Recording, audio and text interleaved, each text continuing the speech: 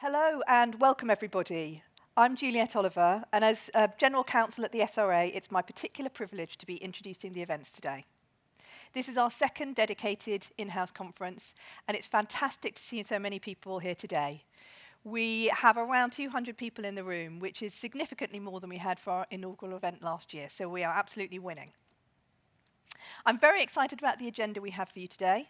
One thing that really struck me last year was the wide range of views and experiences in the room and the really rich discussions that we had. And we've built on that by picking up some of the topics we started to explore then, and which will hopefully resonate with you, whether you're just starting out on your in-house career or have been doing this for some years. We're going to have 3 great panel sessions covering, first, what it means to be an in-house legal leader, second, maintaining competence and developing your skills in an in-house setting, and finally, opportunities and expectations for in-house lawyers in shaping corporate approaches to ESG, environmental, social and governance issues.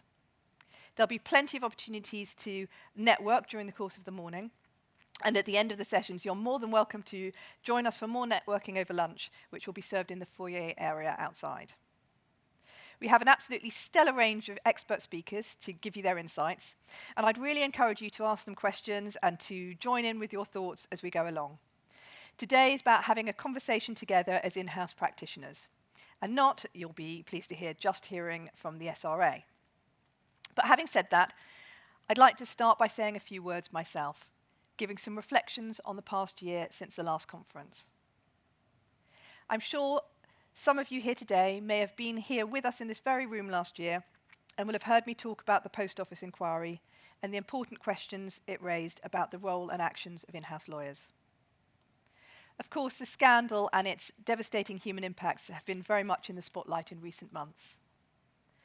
I was privileged, along with some of those here today I know, to hear Lee Castleton, one of the hundreds of postmasters who was prosecuted on the basis of the faulty Horizon system, speak at the Legal Services Board conference last week, and to hear his call to action to lawyers to do the right thing and to call out the poor behaviours of others.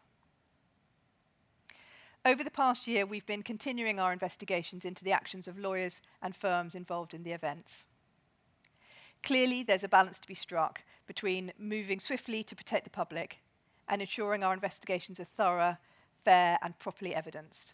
And we've been using our powers to gather information, and we've been engaging with the inquiry, so we're in the best position to understand and to respond to the evidence it is uncovering. We can't talk in detail about cases that are ongoing, but please do look at our statement if you want more detail on our approach, which we put out earlier this year on our website because of the importance of the issues, for those affected by them, and for public trust and confidence more widely. Those here last time will also have heard me say that as a sector we're continuing to grow. In the last decade, the number of in-house solicitors has grown by 1/3. With more than 34,000 in-house solicitors across 6,000 organisations, we now make up more than 1/5 of the profession. This brings great strength of opportunity for individuals to carve out interesting, diverse careers, one of the reasons that I moved in-house and have stayed here, and for introducing the skills and professionalism that qualified solicitors bring into an increasingly wide range of organisations. However, across that broad church, we know that in-house solicitors face some common challenges. Many of these were highlighted in our thematic review on in-house practice, published just over a year ago, which reported common experiences around professional isolation, heavy workloads and demands from colleagues, and the commercial and political pressures solicitors can face and the risks these can present to their regulatory obligations, in particular the requirement to act with independence. We explored these at last year's conference and in our wider engagement at roundtables, meetings and conferences both before and after that event. Since then, with huge thanks to the over 50 members of our in-house virtual reference group, some of whom are here today, and who've given us their invaluable time, insights and feedback on the drafts, we've developed a suite of guidance designed to provide support and help address some of the issues that we've heard about and which are unique to the in-house community. This includes guidance on identifying who your client is. This covers who in the organisation you take instructions from, and systems to help you manage this, the fact that this may well be different from the ultimate beneficiary of your advice, the ultimate client whose interests you need to have in mind. And it looks at group structures and other situations where you may be advising third-party organisations or individuals. It covers considerations which are critical for navigating potential conflicts of interest and handling confidentiality issues. We also have guidance which seeks to recognise the significant ethical challenges some in-house solicitors face when things go wrong within client organisations. There is a piece covering reporting concerns, the importance of having a route to escalate issues right up to key decision makers and, if appropriate, to governing boards, as well as what to think about when reporting externally, for example, to law enforcement or to regulators. This recognises that a solicitor's role will often involve identifying and working to address and to mitigate wrongdoing. And we've produced another document providing guidance to solicitors conducting internal investigations, giving some tips on how to safeguard the independence and fairness of the investigation and ensuring it provides robust and reliable findings. And finally, there's guidance which is targeted at employers, explaining a solicitor's role and professional obligations and what this means for those who employ them. And there's also a short summary addressed to chief executives and boards. This final piece of guidance is, we think, particularly important and is something many in the in-house community have been calling for. I remember this came up in feedback from the audience at the conference last year. We heard that it would be helpful if we could produce something for employers that in-house solicitors could use to help with bridging the gap around mutual understanding and expectations. So this is to help support solicitors have those conversations with employers about your role, what you can and maybe cannot do, how best you can support your employer, and they, in turn, can support you. You'll have hopefully seen, as we sent out details to delegates before the conference, the copies of this guidance and the fact that this has been published in draft, with a link to an online form for feedback, which is open until the 19th of April. These are published on a new dedicated page on our website, which will be maintained as a hub of information and resources for the in-house community going forwards. There's also a link on there to our virtual reference group community in case you're interested in joining and contributing to our work going forwards. And we already have loads of interesting ideas about the things we want to come out to the group with, and we're already making plans for how best to make sure we can actively engage with the community and get contributions on our work going forwards.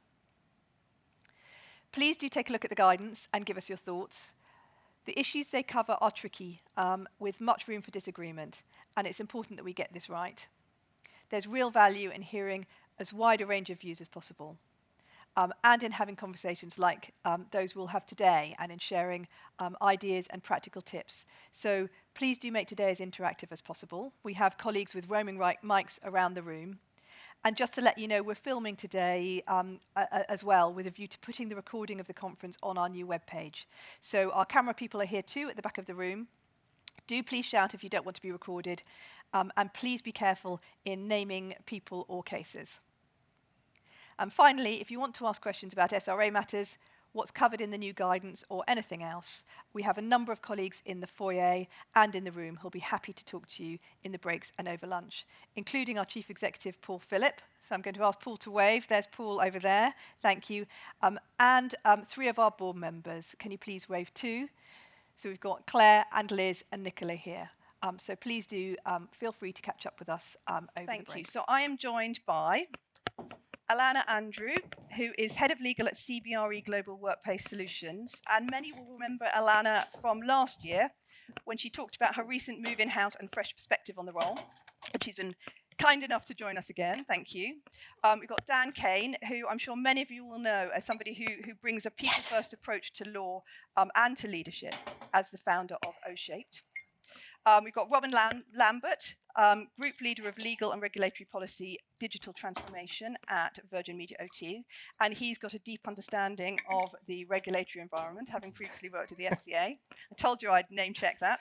And Rachel McCoy, who does amazing work as President of Lawyers in Local Government, and in her day job is Director of Law and Governance and Monitoring Officer at the London Borough of Hounslow. So I'm going to kick us off. The title of this talk is What is In-house Leadership? I'm going to ask each of you in turn, what does being an in-house leader mean to you? Rachel, can I start with you? Okay, certainly. So I think that, we hold a special place, being the guardians and really responsible for the teams that we lead. I think that it means that we are open, accountable, we lead with integrity. I think it means being accessible as well and supportive to the people, that we look after. And it means leading with the heart, actually, for me, because I think that life and the day job is as hard anyway. So I think if you can be your authentic self and genuine within that, be disarming, so that people can bring the best of themselves to work and feel quite confident in doing so. So for me, I actually focus a lot on that because we've got the competency, we've got the skill already, but what else? What's under the bonnet? And that's what really fascinates me. So I think that, living those values, we've all got values in our organisations, but how do you bring it to life? So kind of demonstrating that and leading by example. So that's the way, by just caring about the family, and that's the way I lead personally. Yeah. Thank you, Rachel. Continue down the row. Thanks, Alana. You next. It gets trickier the further down you go. Well, as Juliet mentioned, I joined in-house from private practice last year, so I'd sort of done a very long time in US law and in disputes, and it was very, very different for me coming in-house. And I suppose, sitting here a year later, the reason I went in-house was I hoped that I could have more impact on the business and on the business journey. So as a, someone coming from disputes, I always felt I was, there at the bottom of the hill when everyone had crashed and, trying to repair it all. And I hoped that, when you have repeat clients, I would see them sort of making similar errors. And I find now being in the same company, you have an opportunity to bring a skill set which maybe is, I think when you're amongst lawyers, you feel very sort of confident you're all sort of coming from the same kind of way of thinking sometimes. But now I'm in-house, I try to bring the same kind of technical legal advice that I would have given in private practice and highlighting risks and challenges, but trying to help them think about solutions. I mean, the reason that a business has a legal team is to help them with their challenges and for you to give solutions. I think that's the focus. If you can help businesses drive their growth in the way they want to go by coming up with, well, actually, yeah, this way is difficult, but have you thought about doing it a different way? I found when I joined, people were saying, oh, good, we've got more sales prevention department, fantastic. You're like, no, that's not what we're here for. We're trying to find ways around. So, yeah, I think for me, legal leadership is about having more solutions to the business, trying to anticipate what challenges they will have, and I guess eventually being someone that the leaders, the other real business leaders come to and say, well, we're thinking about doing this. What do you think? And that's been the biggest thing I've been trying to achieve over the last year, and I think I'm getting there. Thanks, Alana. Dan. So I have maybe a slightly different take on the role of legal leadership. I think actually much of it, what I'll talk about legal leadership, is the same as any business leader. And so there's three things in particular I want to say, but there's a context here for me around leadership in the legal sector. I've felt for many years, having been a general counsel myself and left that leader movement through O-Shape, that leadership is in a really difficult place in our profession because it's never been valued as a role and a skill set in itself.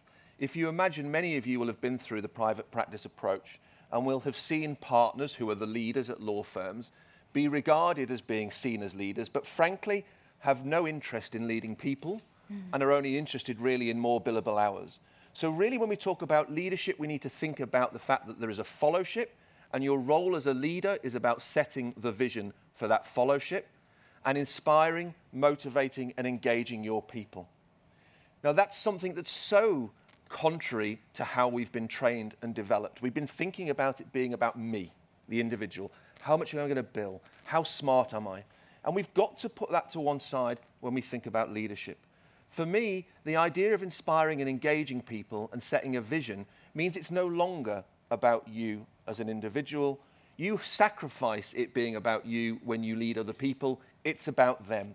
It's about giving your team the tools and the resources for them to thrive, them to be their best. And if you want that glory, have it in a reflective way because of the excellence of the team that you have built, the vision you have set, and the support that you get from the team because you create that environment.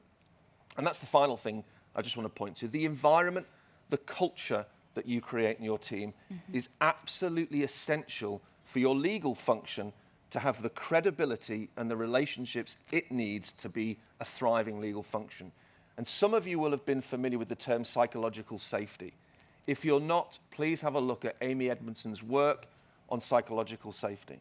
It's all about creating the environment where people feel like they can raise issues without fear of blame or retribution. And if any leader tells me that that's not top of their priority when running a function, be it legal or otherwise, I would question whether or not they are the right person to lead. So there's a few overview thoughts for me on the role of leaders within a function, and I don't think that differentiates from what I've said between legal leaders and other functional leaders. Thanks, Dan. Yeah, thanks, Dan. I totally agree that sort of in-house leadership isn't necessarily distinct from any other kind of leadership. It's something that comes up in a lot of conversations I have, particularly with junior in-house lawyers. Well, we'll have a conversation, I'll mention leadership, and they then say, well, I'm not a leader. I'm not in a leadership position. I'm far too junior for that. And then I talk to them about what I think leadership really is, and that it's not attached to someone's position or their job title.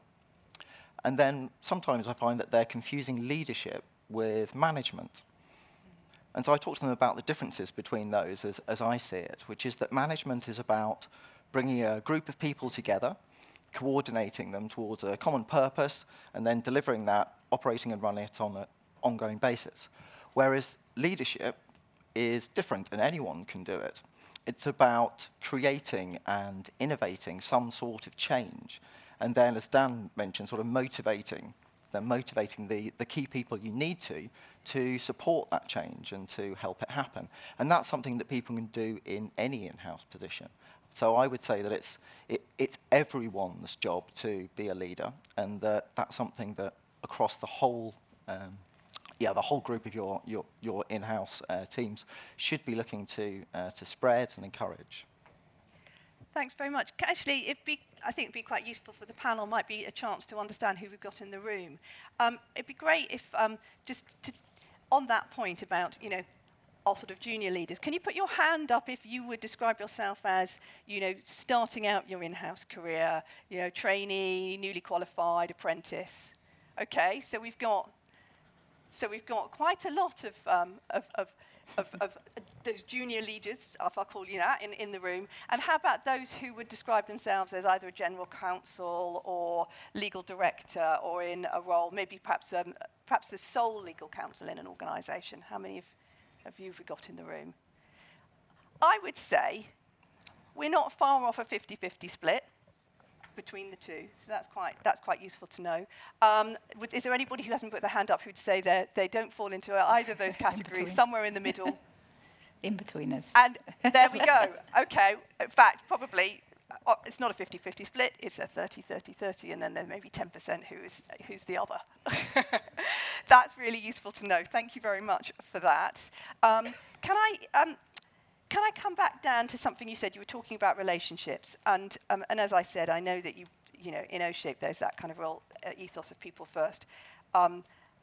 What does that look like when balancing competing demands? For example, building a partnership with the business while remaining independent or facing the challenges that you might have as in particular as an in-house solicitor.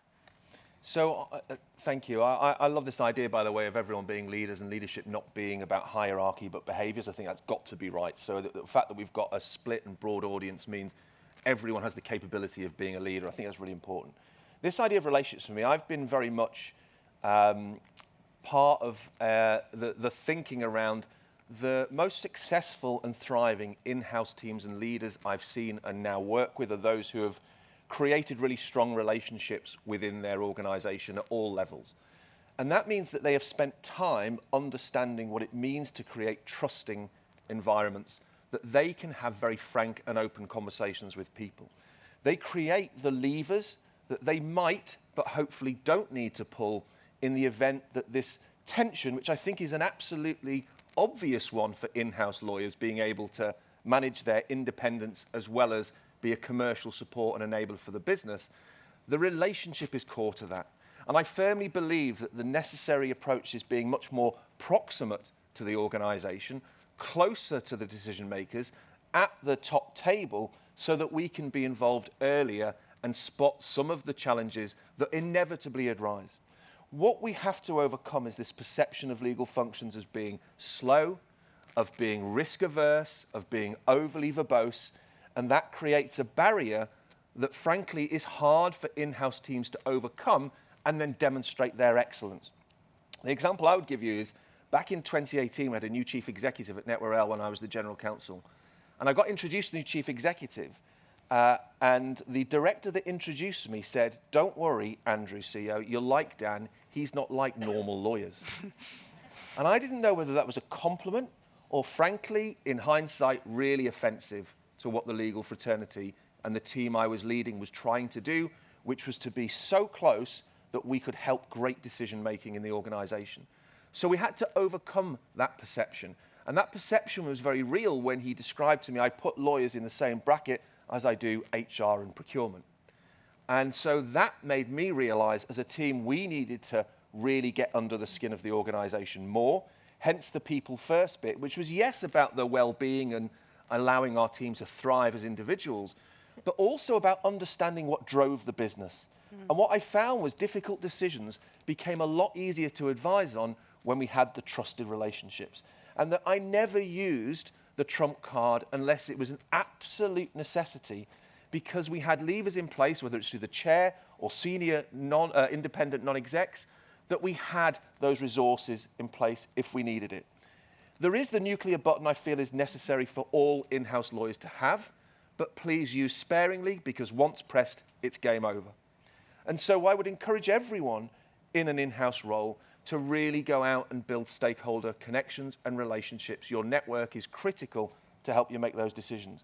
The final thing I'd say, if I may, is I see the role of in-house lawyers being more than simply about enabling your business. I think in-house leaders and lawyers and operations people within the functions need to start looking up and out at the legal sector more generally and thinking, what's our role in leading change across a sector that in so many places is broken?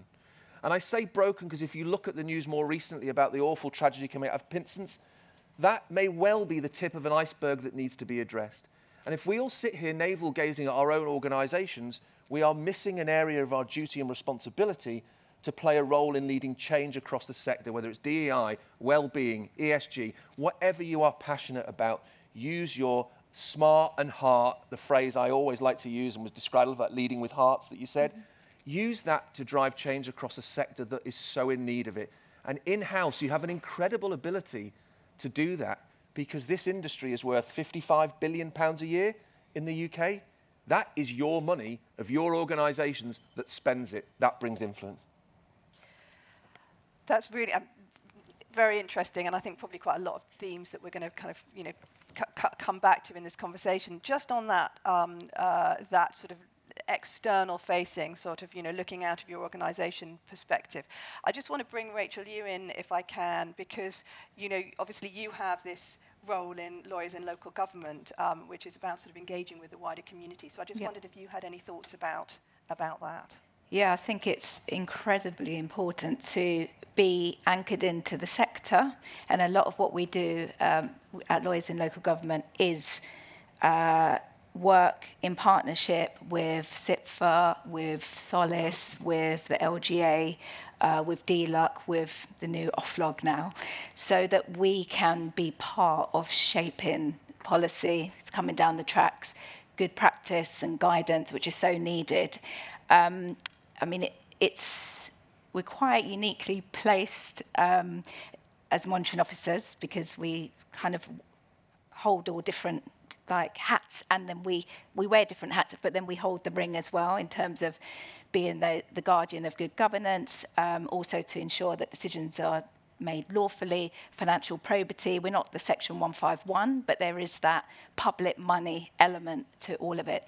So within that, local government context is really complex nowadays because of commercialism and kind of the trajectory that we're in lots of authorities doing some speculative arrangements, and it's all to just try and generate income.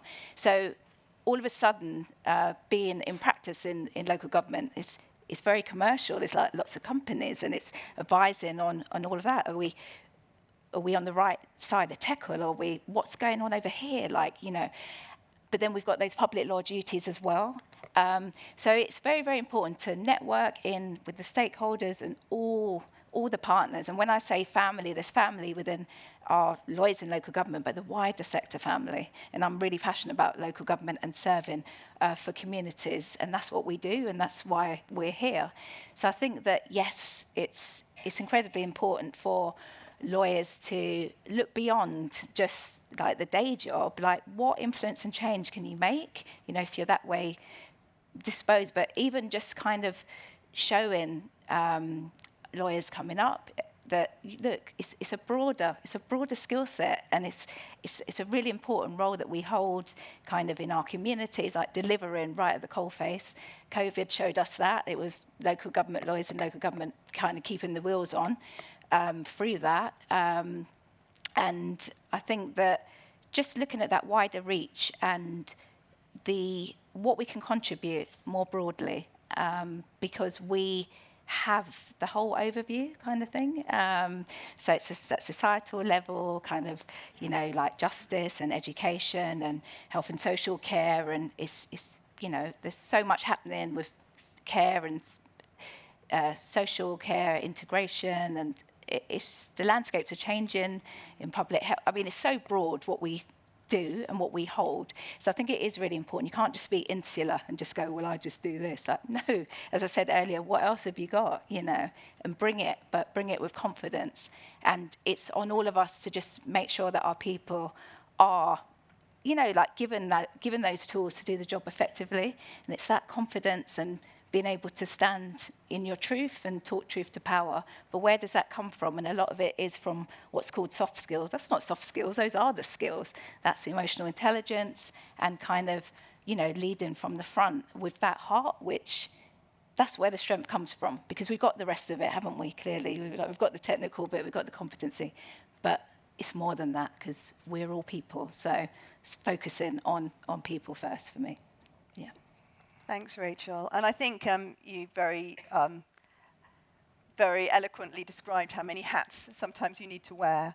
And I was going to come, Alana, turning to you, working within kind of that complex corporate environment, how do you balance those different hats and the different types of leadership you have to have, perhaps leading the team, leading internally with the organisation, and we've heard a bit about, leading externally as well. Mm-hmm. Yeah, I think... I'm in a very large corporate with, lots of operating in lots of different countries, and we have a central legal function in the United States, but I have a business leadership sitting in the United Kingdom. I think it's probably applicable whether you have that very obvious delineation in a huge organisation or it's a much smaller organisation. That the truth is there are parts where you're trying to be the business partner and you're trying to understand what it is they need, what the solutions they're after from you. And then you have that other part that's either in connection with your wider sort of legal policies and your risk team and we have central legal and central litigation departments that we have to sort of confer with, who will say, well, why on earth would we do that? That is not something from a risk perspective, from a reputational perspective that we want to be doing. And I find I have to have very, very different conversations. I sometimes feel I'm translating or brokering peace, if I can put it that way, between these different departments. I think it's very important to go in and to listen and to understand the perspective of the people you're speaking with as a starting point. And then I try to have a range of different ways of communicating with a business. Sometimes it'll be, we're going to have this conversation in the pub and it's all going to be very informal, everyone's going to feel very relaxed. And sometimes I'm writing you a memo to say, this is how you're going to make a decision that you're uncomfortable with, and here's the answer that legal has given you, which says this is how we can do things. So I think you've got to be very open-minded in how you approach the way you communicate, but I do think it's important to listen first. When I'm then dealing with my own legal team, the people that I'm fortunate to work with, it's trying to get them to see the purpose. So we're balancing, whether we're thinking about ethics, which I sometimes translate into reputation when I'm talking to the business, because reputation is relevant to profits and ethics is relevant to everybody, but I think people have different views of what that means. And as legal, I think we have more of a keen sense of the sort of custody of that sometimes, and rightly so. So we have that translation, and then when I'm talking to, as I say, to the legal teams, some of the fantastic junior lawyers I work with, it's getting them to understand that we're all united in a purpose. Often in-house we are under incredible pressure from a resource perspective. Some of the junior lawyers are not always terribly well paid, and you have to sort of think, well, what is the motivating factor here? We're going to deliver a solution for the business, but also for me, it's about creativity, and there isn't a bad idea.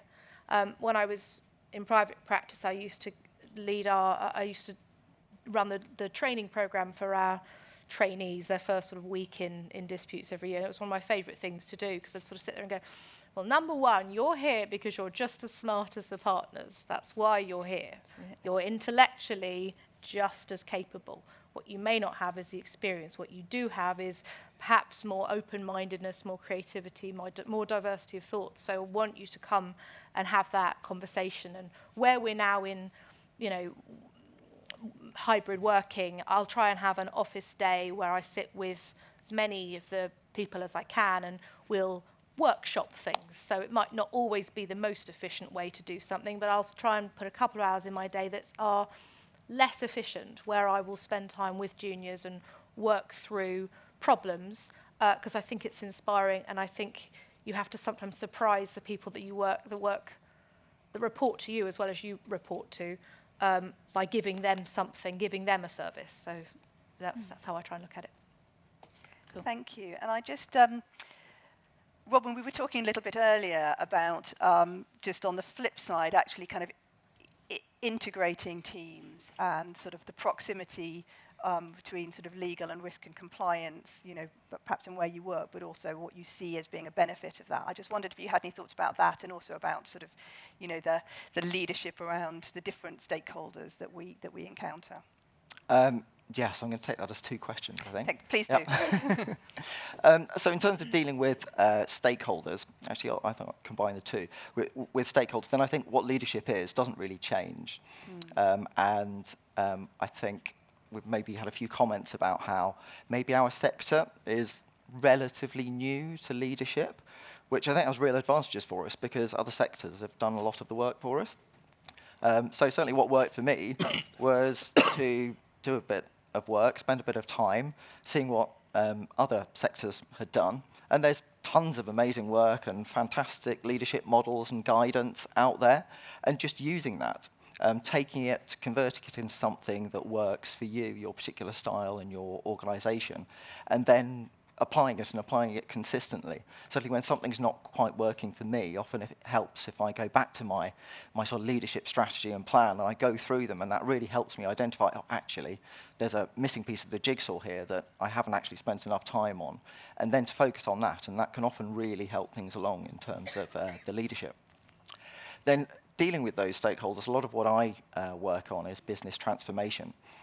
And touching again on something that Dan said, it's really helpful for me to be not sitting outside of that transformation project as a sort of in-house, but external independent sort of part of the organisation that project just goes to with specific questions now and again. It's being one of the key stakeholders on that project. And something that enables you to do is be involved at the start, see the bigger picture, and influence things like strategy and like governance of a project and the controls, and therefore the compliance. So to bring it back to your sort of second question about integrating sort of traditional legal advisory functions with a more compliance and control function as well.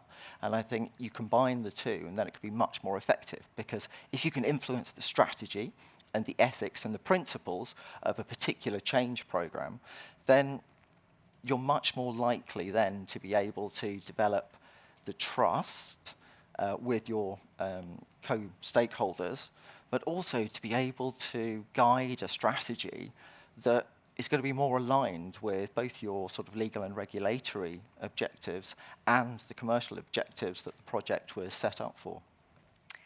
Thank you very much. So many ideas and thoughts and questions that I've got, but I want to take some time to make sure I throw it out to the room. So I've got the first question over here. Good morning. My name's Richard Given. I didn't put my hand up for either the first or second, third on the basis that I've been a lawyer 25 years and I still think I'm learning, so I didn't fit into either. If I may, I'd like to just slightly disagree with the panel in relation to leadership being the same as every other function, because to me there's an important aspect, which is that as solicitors we owe an overriding duty to the courts and the administration of justice, and that is different to every other function in an organisation.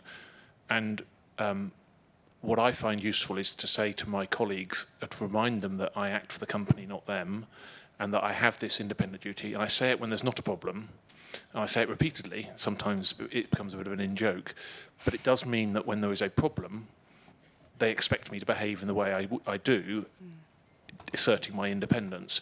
And for me, leadership in a legal context is to provide that environment where every other lawyer in the organisation feels confident to do that, no matter how junior they are, so that they don't feel browbeaten by their commercial colleagues to acquiesce to something they feel uncomfortable about because they're trying to be good corporate citizens. I just wonder whether the panel have a view on that. May I? Yes, please. Yeah, so absolutely, totally agree. And I think that, so I'm very keen on us being leaders. But yes, there are parameters, and something that I found helps is at the beginning of one of those business change projects is to be really clear about what we can do, what we can't do, where the limits are. And if you set that out at the start and make it really clear, get it documented, have it as part of the governance of a project and the decision making, then that can draw really clear lines and give people that sort of confidence that was being talked about. I'm going to go on. Well, I'm sorry, I was just going to say, I mean, I think I mentioned earlier about the sort of ethics and translating that to reputation. I find that, you know, you're absolutely right. We do have that, and I think that we know that we have that separate role where we are that, you know, the sort of custodians of justice, and we know we have our independence and our sort of duties to the court. I try to approach it with the business in looking at, you know, when we're looking at a range of options, in my head, what's the ethical thing to do? What are the boundaries? And I'll find myself, and you know, we in a global organisation, I find myself saying, actually, if we were to do that, there are a number of risks. Some of those risks might be of a criminal nature. Some of those risks might be, if we were to do that and we were to go to court, this is how it would play out. These are the sorts of penalties that we might find ourselves running into. So I try and bring them into the conversation as to why, you know, not saying no, you can't, but say, look, this is why I think this is a bad idea, and these are the consequences and the implications for you. And so I'm like, which is why I think we ought to do X. So I try to bring them into the conversation, you know, and as you said, that sort of nuclear button, you know, it's there. You know, you can write a memo that says, I strongly recommend that we do not go down this, you know, but you sort of I try and have a, I try and I guess persuade, I suppose, give people the facts, help them understand why it would look bad, why it is bad, what the penalties could be. And generally, you know, people in leadership positions in organisations, I find are very responsive to that. You know, if you're working in a good and sensible, prudent organisation, I don't think that conversation is too difficult to have. One of the things that, and it's a great challenge, right? And this is why this is such an important topic. I remain of the view that we are leaders as any other corporate leaders within the environment that we're in. One of the things we've got to be really careful of, we do have the trump card that we could always point to if we really had to. We mentioned that earlier on. But please, I beg of all of you, don't undo the great work that has been done across the in-house community for years to be able now, I think, to produce some fabulous leaders because of our proximity to the organisation, and avoiding suggesting for 1 minute that we're special. Because what turns out with saying we have a different responsibility is we think we're different, we think we're special. Go back to what I said about the perception of lawyers is one that we have to overcome, because everyone regards us as being people they'd rather not do business with, right? The reality is we might think everyone loves us, they don't. I spent a year in the organisation before I became general counsel, and they were delighted, even though my role was a commercial one, that they could use me and not have to bother going to the legal function. And it was such a slight that I couldn't quite get my head around that they viewed great people I worked with in such a negative way. And so any suggestion that puts a barrier between us and the business that somehow we're more special or we have the power is going to, I think, undermine all the great work we do. Bear in mind, there have been some awful scandals. The report suggests some awful statistics about people having to suppress stuff, 5% of people having to do that, 10% of people the lawyers interviewed suggest they've had to compromise their duties. That's awful. We need to understand why and address it. But what we don't want to do is throw out the baby with the bathwater. There are unbelievably incredible leaders within our industry and in-house who stop bad things happening every day of the week, and that's their role. Let's not create distance between us and the business. Let's be closer to what's going on. Let's go back to building the trust and making sure we overcome negative perception, because that's where we're really valuable. We are not valuable in an ivory tower. We're not valuable if we keep bringing out the trump card. Use it with caution would be my advice. Instead, put the levers in place, and that's through learning, education, development, so that you can pull those levers when you have to without going nuclear. And the final thing for me is to say, I think, and this is my hypothesis and nothing based on any evidence, which is how I had to leave the legal career, obviously in the past, because I clearly wasn't sufficiently evidence-based. My take is that many of the issues that we see come from smaller organisations in startup, scale-up, that have gone out and advertised for a chief legal officer, and they have someone who takes the role who is 4 years qualified, 5 years qualified, because they want the title of chief legal officer. And they are not, in that vein, capable of dealing with the huge pressures in-house lawyers come under. I don't think anyone's arguing with that. I think the bigger point is you need to have the skills, the leverage, the ability to deal with that pressure. That, for me, is an area I think is where we need to focus more, because I think in the bigger institutions there is much more of a system, a set of policies and processes and governance that in-house can use as their levers. Can I just, yeah. So I just need to come in, just because I think for me, absolutely, because in local government, we are a public sector organisation and we face judicial review.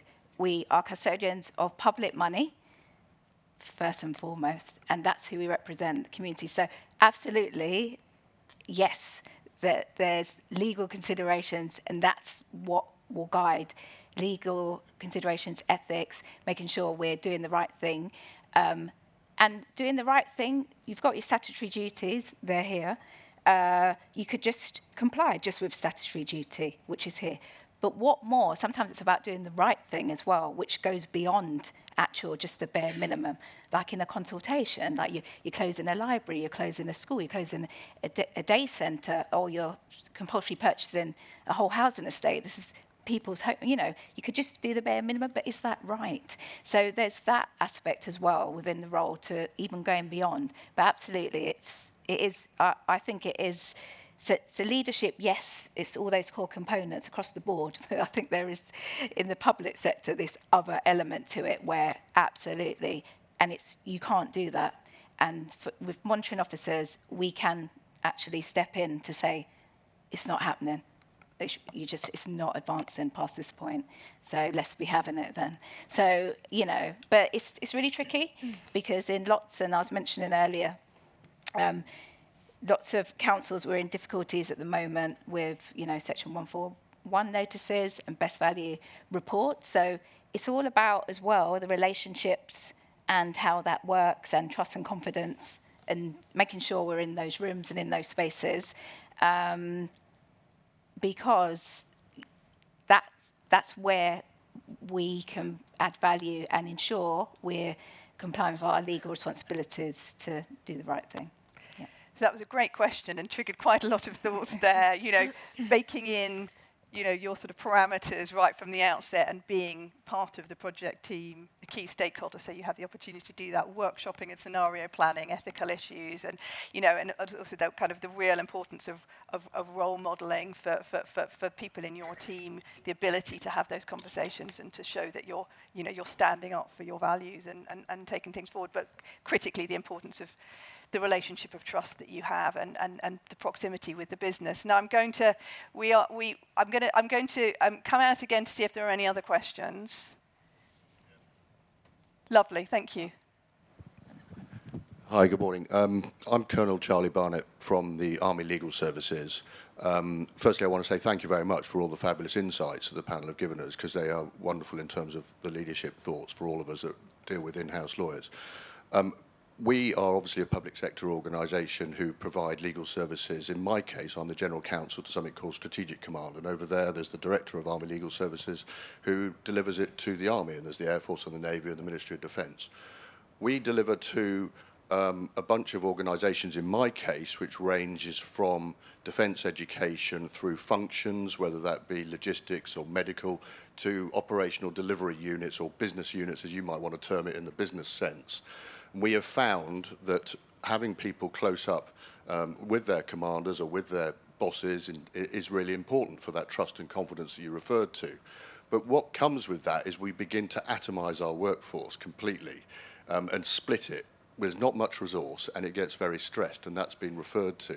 And so we're now in this place where we're trying to work out how much of it we should bring back in and co-locate centrally. And Alana, you talked about refereeing different teams in larger organisations of in-house groups of lawyers.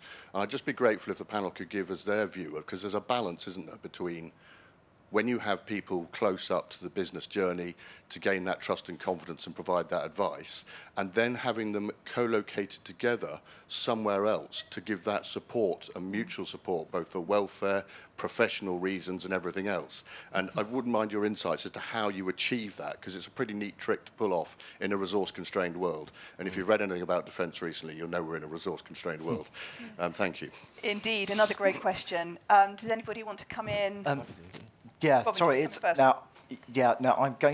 just going to mention something that's worked for us, and I'm not going to claim that this is going to work for everyone, because I don't know your exact sort of constraints that you're working in. But we've sometimes been successful in convincing the people that we are, the business units that we are directly supporting, that we have real tangible value to them, to the point where we've managed to get people funded by those business units. So that actually allowed us to expand our teams, albeit sometimes on a temporary basis, but it's certainly something that we have been able to do sometimes. Thank you. Yes, Dan. I think there's a continuum here, right? So I worked in the public sector. We had this debate, and it's a really useful debate for teams to have, is how much do you centralise, how much do you devolve out to the different functions and embed it? And with that, you increase the risk of what we say people going native, right? That all of a sudden now you're just reporting into a CEO or an MD in your business, and therefore you lose sight of your regulatory requirements. So when it happened with our organisation, the central part had to maintain that dotted line, right? So that dotted line meant that there was always the ability for people out in our regional environment to come back through the centre to go through the GC. The resource thing for me was really interesting. We did exactly the same as what happened with you. We proved the case that being close meant we were involved in the key strategic things, and actually you want more of us because you see now the value we're creating for your organisation, and they gathered the data to demonstrate, look to the organisation, we are helping you create more value.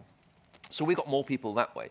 And I think the final thing that we did was to ensure, and I left at this point, but to ensure when everyone had gone out that there was sufficient policies, procedures, frameworks that would keep the mothership responsible ultimately for what's going on in the organisation.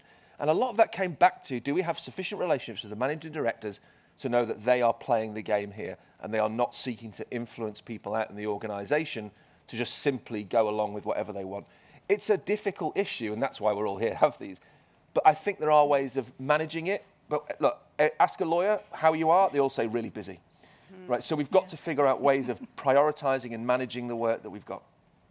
Can I just, you mentioned, you know, I mean, I would say I don't think that my organisation is going to be on a hiring spree no matter what I say.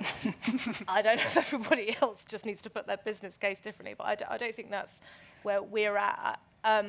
What I have is this, as you talked about, sort of having a, you know, we have guardrails, so we have like, these are our legal policies, these are the risk parameters that we've set up, these are the, in the same way you might have like, this is you're authorised up to this level to make decisions. We also have on every kind of type of business we deal with, we have a couple of pieces of paper of if you need to go outside of this, you have to fill out a form saying why, and it has to be approved, and there has to be a discussion. So we've got that, which helps us have a little bit more control. If it has a totally new type of business, which they can't tick a box that aligns with something, they have to put forward, this is a new type of risk, and therefore that has to be escalated in a different way.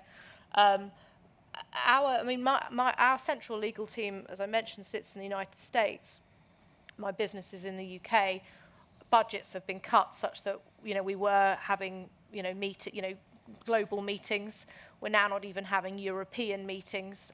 You know, I have some people sitting in, you know, Switzerland and you know, Austria, whatever. They're not able to come over quarterly now. So we have real financial challenges. What we're doing is we're having twice weekly informal breakfast chat sessions where everyone just comes on Zoom and genuinely eats their breakfast. These are just lawyers that come on, everyone sits there and eats their breakfast and talks about whatever they want to talk about. That creates a bit of an open forum. But I think you do have to dial into the, you know, for the individuals, you have to dial into your network, come to things like this.